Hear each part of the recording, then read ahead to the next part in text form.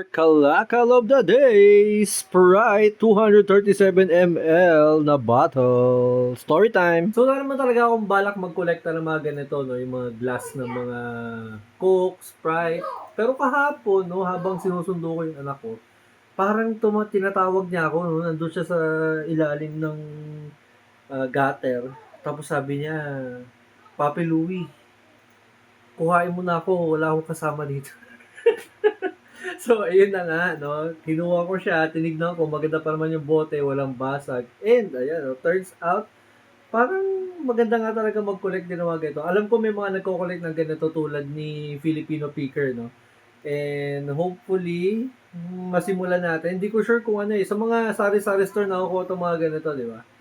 So, tignan natin kung masisimulan natin. Pero first time ko kumuha ng ganitong glass bottle. And mukhang maganda siya kolektahin kasi tingnan nyo naman.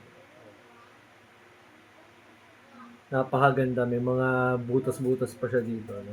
So, yun lang sa ngayon. Kung di ka pa nakafollow kay Papi Louie, ani ka naman talaga ng Tokwa.